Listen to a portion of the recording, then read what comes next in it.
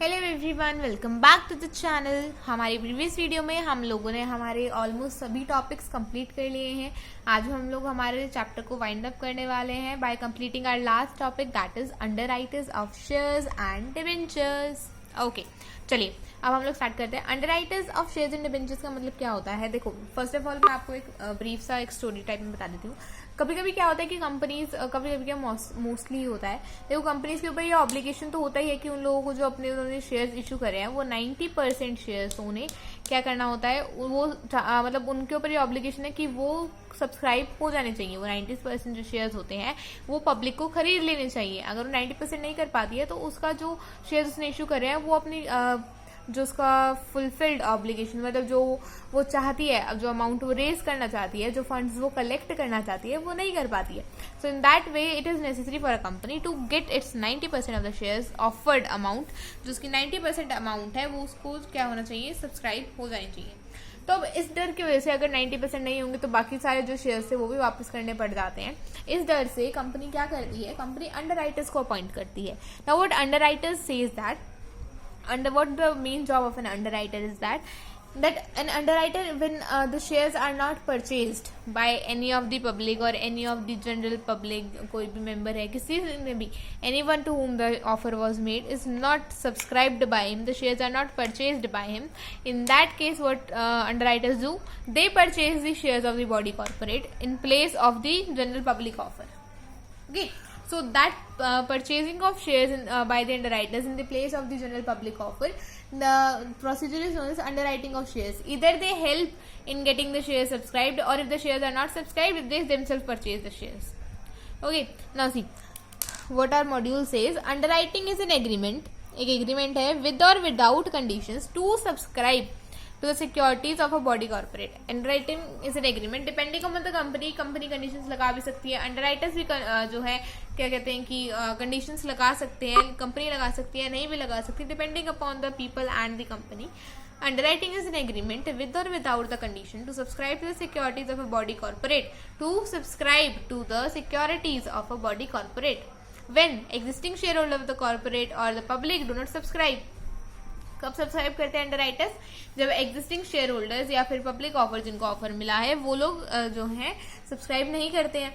So when a company goes in for an initial public offer, it may face the uncertainties about whether its offer of shares or other securities will be subscribed in full or not. The company को ये डर हमेशा होता है, company is always in the fear that whether its offer of the shares would be made in full or not. Now if the public issues does not get fully subscribed, the project for which the funds are being raised cannot be implemented.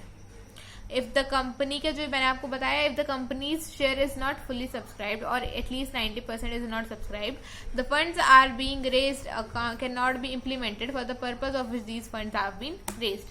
So as per the law, it is required that if the company is not able to collect 90% of the offer amount, then it needs to compulsory return the money of those who have subscribed the share. अगर 90% collect नहीं हुआ तो company को क्या करना पड़ेगा? Company need to return those shares. Okay, now see, to avoid the risk of under-subscription, company may seeks the help of a specialized group of risk redeemers called as underwriters. Risk redeemers means risk को कम करने वाले. Means company क्या करती है, इस under subscription के fear को हटाने के लिए what company does, it specialize, it try to take the help, it seeks the help of the risk redeemers, also known as the underwriters. Okay, the function of the underwriters is to arrange the subscription of floated share.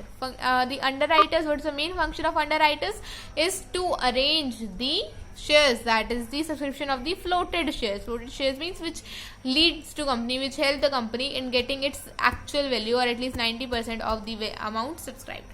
Okay, now if the whole or a certain portion of the shares or debentures of the company are not applied for by the public, the underwriters themselves apply.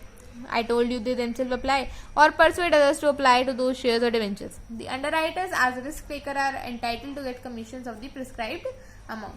जो underwriters होते हैं, they are entitled to get they are entitled to get a commission of all these transactions, all these shares purchase and dealing. They are entitled to get a commission on such transactions or on purchase of shares or any selling of shares. Okay, now see what it says, that further what it says, that while selecting from the viewpoint of the issuer company, the following are generally observed. What is observed? See, while selecting underwriters and finalizing the underwriter agreement, lead merchant banker shall ensure that the underwriters do not overexpose themselves so that it may become difficult to fulfill the underwriting commitments. Whenever they are hiring any of the underwriter, whenever a company hires any underwriter, what a merchant banker or any of the manager or the we can say the official person who is responsible for all this process is going to always ensure that these underwriters are not going to overexpose themselves so that it may become difficult to fulfill the underwriting commitment. वो अपने आप को over expose तो नहीं कर देंगे. पता चला कि बाकी भी किसी ने हमारे शेयर्स नहीं खरीदे, उन्होंने तो खरीदे नहीं, बाकी किसी ने भी नहीं खरीदे. So they are not going to overexpose them. This the merchant banker is going to keep in mind.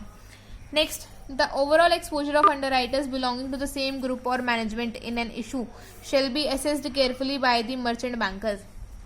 Overall exposure of underwriters belonging to the same group or management in an issue shall be assessed carefully by the overall exposure of underwriters. जो underwriters का exposure होता है belonging to the same group, जो एक ही group के अंदर और management in an issue shall be assessed carefully by the merchant banker. Merchant banker का एक बहुत ही इंपॉर्टेंट रोल है इसमें, बिकॉज वो ध्यान रखता है कि अंडरराइटर्स क्या कर रहे हैं, कैसे कर रहे हैं, कहीं कंपनी की गुडविल तो हार्म नहीं हो रही है कुछ भी.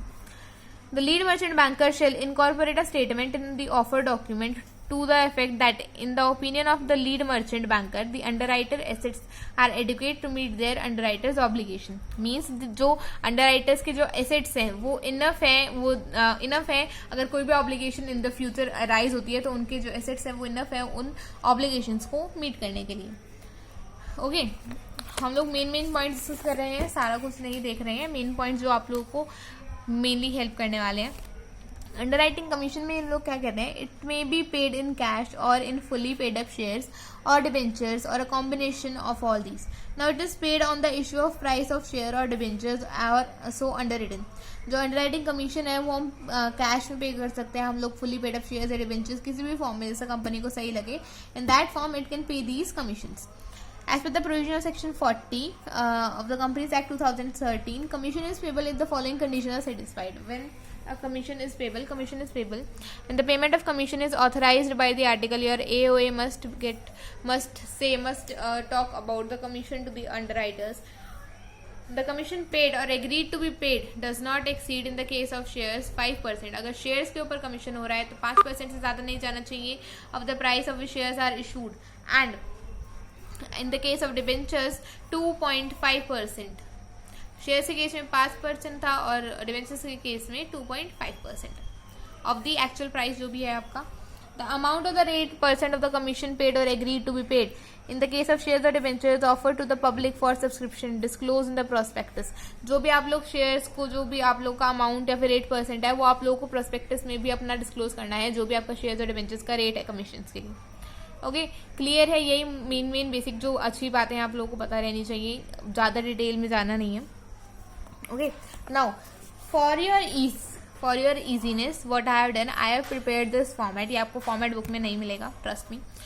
इस फॉर्मेट के अकॉर्डिंगली आप इस फॉर्मेट को ड्रॉ करो. First of all draw it in your books on a very clean and neat page, and then do the questions by keeping this format in mind, by keeping this format in front of you.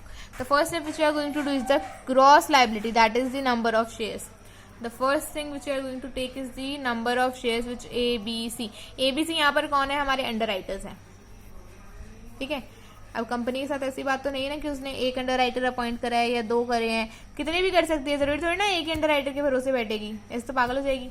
Okay, so number of underwriters we are going to total here. A, B, C are the are underwriters. The total amount which we have given. Gross liability is your number of shares. Okay.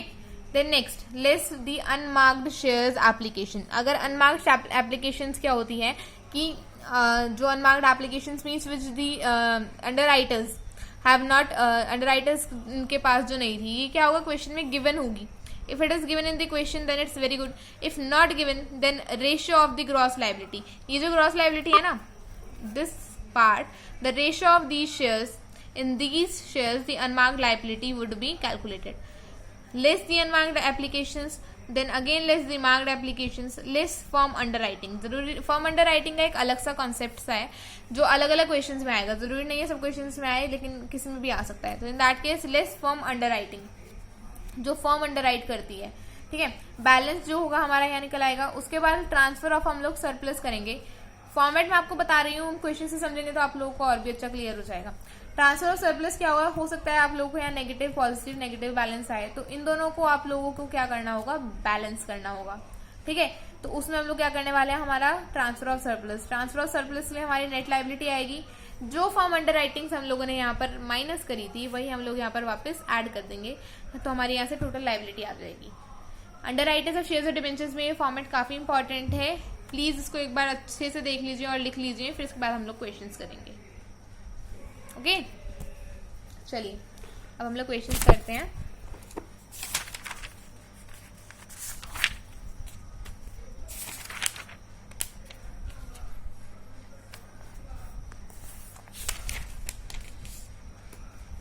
देखिए question number 55 जो आपकी book का first question है। Unlimited issued 80,000 equity shares which are underwritten as follows. Unlimited ने क्या करा, 80,000 equity shares issue करे जो अंडर राइट करे थे एज फॉलोज। 48,000 इक्विटी शेयर्स थे, 20,000 इक्विटी शेयर्स थे, 12,000 इक्विटी शेयर्स थे, ठीक है। The above mentioned underwriters made application to the firm underwriting as follows. जो अंडर राइटर्स जो थे ABC, they made application to the firm underwriting as follows. 6,400, 8,000 and 2,400 total application excluding firm underwriting but including marked application. देखिए question में given है ना, I told you marked application 40,000 given है equity shares का।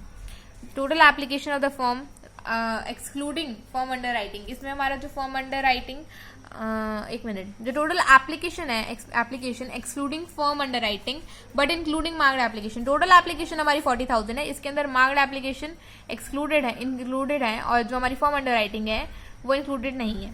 The marked application are as under. Total हमारी कितनी marked application है, 8,000, 10,000, 4,000, that is equal to 22,000। Okay, now what you are going to do, see the underwriters contract provide that underwriters are to be given a credit for form application and that credit for unmarked application to be given in the proportion to the share underwritten. Okay, so as I told you, you are going to go with the format only. So the format first thing says that is the gross liability, that is number of shares.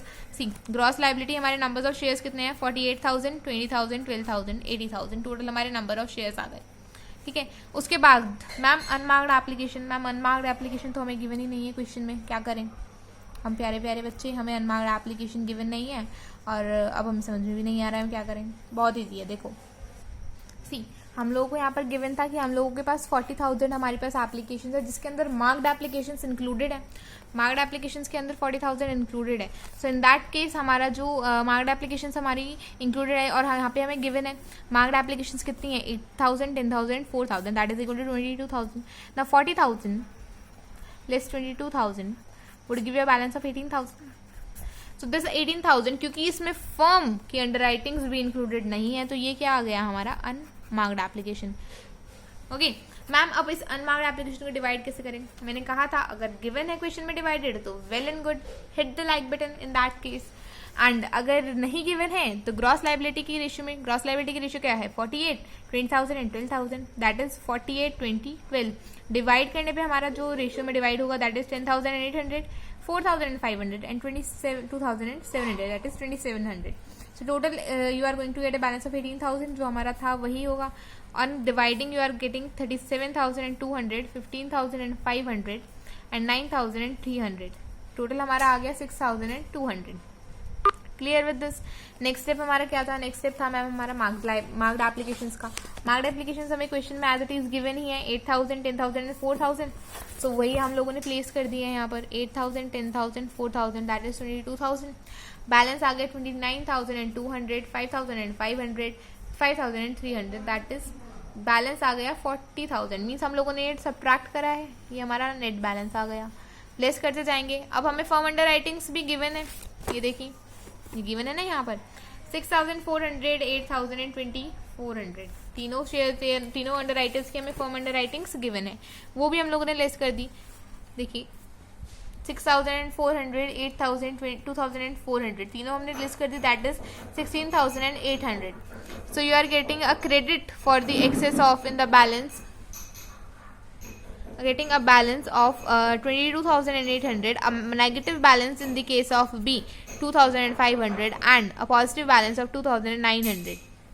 So you are getting a negative balance in the case of B, that is total is 23,200. Okay, so the ratio of the underwriter A and C, they will divide this 2,500 in their ratio, that would be 48 plus 12 would give you 60. So in that case you are having a balance of 2,500 into 48 divided by 60, giving you 2,000 in his share and 500 in his share. So his balance would get equalized, his negative balance would get contributed on both the sides, so getting a balance of 20,800 on A and 22,400 on C part. Then adding the firm's liability again, 6,400, 8,000, 2,400, total liability 27,200, 8,000, 4,800 and 40,000. Clear with this, very easy question. आप लोगों को जैसा मैंने format बताया है, आप उस format के अंदर अपना पुट करते जाओ, जैसे जैसे वैल्यूज हैं आपका क्वेश्चन सॉल्व हो जाएगा. आने वाले जितने भी क्वेश्चंस हैं सारे के सारे इसी फॉर्मेट के अकॉर्डिंग है, तो एक बार please please I request you ये फॉर्मेट ड्रॉ कर लो और इसके हिसाब से क्वेश्चंस करो. Till then if you like the video please hit the like button, follow the hit the subscribe button, मुझे नहीं आता है बोलना, hit the subscribe button and share with your friends. Also keep watching and keep studying. Thank you.